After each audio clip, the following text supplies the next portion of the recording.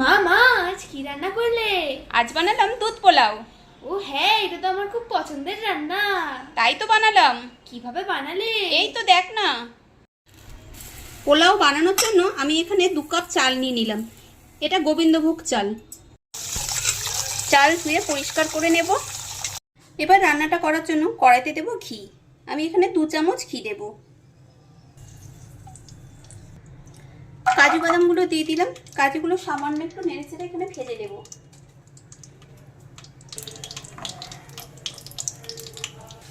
এবার দেবো এর মধ্যে এলাচ, দারচিনি, লবঙ্গ। দিয়েছি 4টে এলাচ, কিছুটা দারচিনি আর 3-4টে মতন লবঙ্গ। দিলাম 2টো তেজপাতা। একটু নেড়ে নিয়ে এবার দিয়ে দেবো ধুয়ে পরিষ্কার করে রাখা চাল।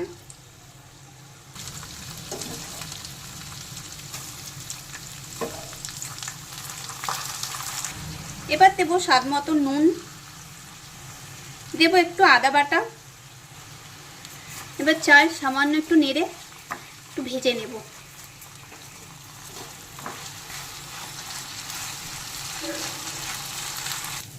এবার দেব 2 কাপ দুধ। যেহেতু দুধ পোলাও তাই দুধ দেব 2 কাপ আর 2 কাপ জল।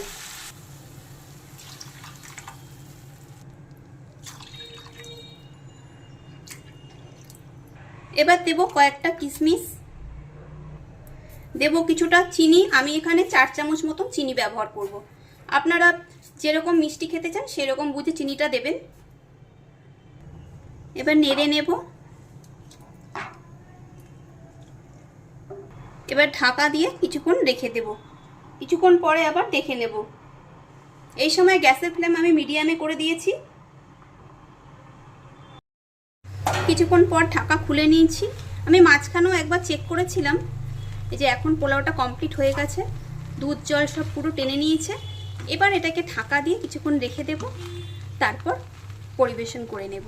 তৈরি হয়ে গেল সুস্বাদু ঝরঝরে দুধ পোলাও। এখন দিয়ে দেবো 2টো কাঁচা লঙ্কা। এটা অপশনাল, আপনারা চাইলে দিতেও পারেন, না হলে নাও দিতে পারেন। আমার ভালো লাগে ফ্লেভারটা, তাই দিয়ে রাখলাম। পোলাও আমি এবার সার্ভ করে নিয়েছি। এভাবে বাড়িতে বানিয়ে আপনারা অবশ্যই খেয়ে দেখবেন। আশা করছি আপনাদেরও ভালো লাগবে। খুব শীঘ্রই দেখা হবে নতুন কোনো ভিডিওতে। সবাই ভালো থাকবেন, সুস্থ থাকবেন।